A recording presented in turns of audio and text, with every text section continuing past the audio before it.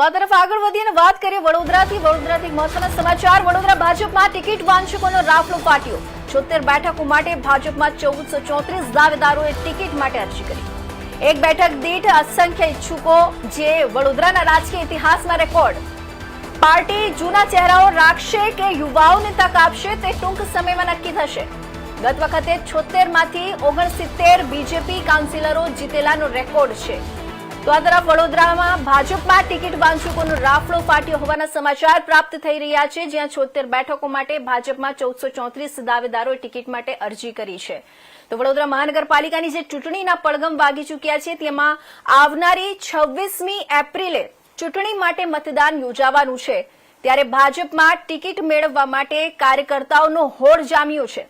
વડોદરા મહાનગરપાલિકાના 19 વોર્ડની 76 બેઠકો માટે કુલ 1434 દાવેદારોએ ભારતીય જનતા પાર્ટીમાંથી ટિકિટની પ્રદેશ નેતૃત્વની વડોદરામાં ચાલતી સેન્સ પ્રક્રિયા દરમિયાન માંગણી કરી છે। એક સીટ માટે ભાજપામાં અસંખ્ય દાવેદારો નોંધાયા છે। વડોદરાના રાજકીય ઇતિહાસમાં આ વખતે સૌથી વધુ કાર્યકર્તાઓ દ્વારા ચૂંટણી લડવા માટે ભાજપમાંથી ઈચ્છા દર્શાવી છે, જે ઘણું બધું કહી જાય છે।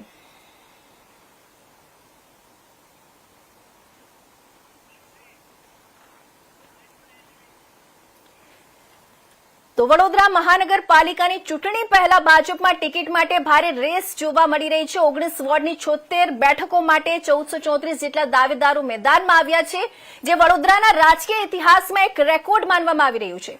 એક સીટ માટે ડઝનો ઉમેદવારો ટિકિટ માંગતા જોવા મળી રહ્યા છે। હવે સવાલ એ છે કે શું ભાજપ ફરી જૂના અને અનુભવી ચહેરાઓ પર ભરોસો મૂકશે કે પછી નો રિપીટ થિયરી અપનાવીને નવા યુવાનોને તક આપશે?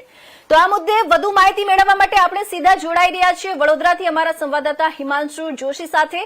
જે હિમાંશુ, 1434 દાવેદારોનો આંકડો ઘણો મોટો છે। શું આ ભાજપની લોકપ્રિયતા બતાવે છે કે પછી આંતરિક સ્પર્ધા વધારે હોવાનું સંકેત આપે છે?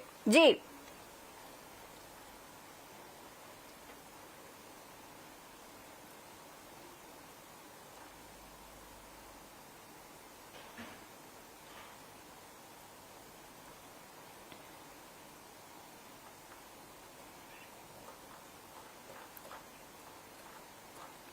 તો વડોદરા મહાનગરપાલિકાની ચૂંટણી પહેલા ભાજપમાં ટિકિટ માટે ભારે રેસ જોવા મળી રહી છે। 19 વોર્ડની 76 બેઠકો માટે 1434 જેટલા દાવેદારો મેદાનમાં આવ્યા છે, જે વડોદરાના રાજકીય ઇતિહાસમાં એક રેકોર્ડ માનવામાં આવી રહ્યું છે। એક સીટ માટે ડઝનો ઉમેદવારો ટિકિટ માંગતા જોવા મળી રહ્યા છે। હવે સવાલ એ છે કે શું ભાજપ ફરી જૂના અને અનુભવી ચહેરાઓ પર ભરોસો મૂકશે કે પછી નો રિપીટ થિયરી અપનાવીને નવા યુવાનોને તક આપશે?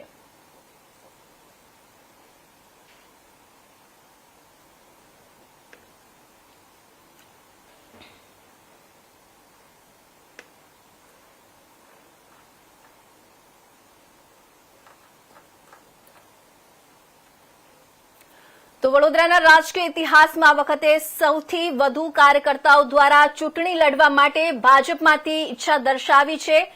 વડોદરામાં ચાલતી સેન્સ પ્રક્રિયા દરમિયાન માંગણી કરી છે કે એક સીટ માટે ભાજપમાં અસંખ્ય દાવેદારો નોંધાયા છે। વડોદરાના રાજકીય ઇતિહાસમાં આ વખતે સૌથી વધુ કાર્યકર્તાઓ દ્વારા ચૂંટણી લડવા માટે ભાજપમાંથી ઈચ્છા દર્શાવી છે, જે ઘણું બધું કહી જાય છે। શું ભાજપ આ વખતે જૂના જોગીઓ પર ભરોસો મૂકશે કે પછી નો રિપીટ થિયરી લાવીને નવા યુવા ચહેરાઓને મોકો આપશે? એ આવનારા થોડાક જ દિવસોમાં સ્પષ્ટ થઈ જશે। 1434 માંથી બે ભાગ્યશાળી 76 ઉમેદવારો કોણ હશે, જેમને ભાજપનો જનાદેશ મળશે, તે જોવું રહ્યું। અંતે ઉલ્લેખનીય છે કે ગત વર્ષે ભારતીય જનતા પાર્ટીમાંથી 76 માંથી 69 કાઉન્સિલરો ચૂંટાયા હતા। આ વખતે 65 કાઉન્સિલરોએ ચૂંટણી લડવાની તૈયારી બતાવી ફરી ટિકિટની માંગણી કરી છે।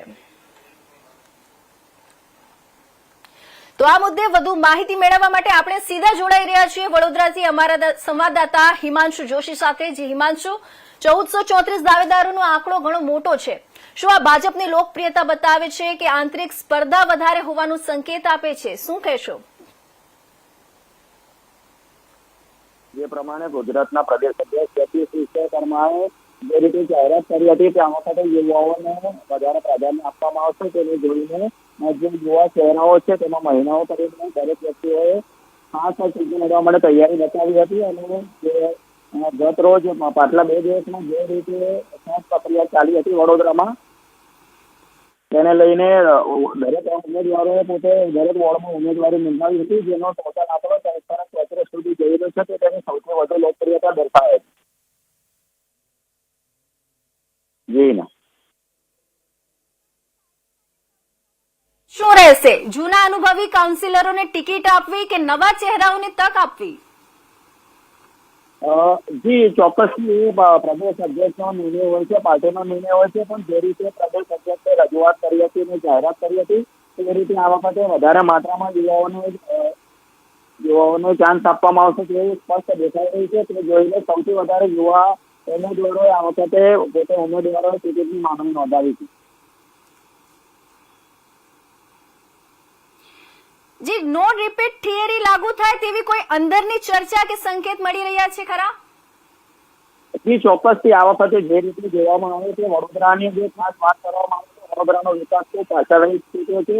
ગત બોર્ડ જે હતું તેની પર ગંભીર સવાલો ઉઠ્યા હતા, તેને જોઈને આ વખતે ચોક્કસથી નો રિપીટ થિયરી અપનાવવામાં આવે તેવું સ્પષ્ટપણે દેખાઈ રહ્યું છે. તેને જોઈને જ આ વખતે સૌથી વધારે લોકોએ નવેસરથી ઉમેદવારી નોંધાવી છે.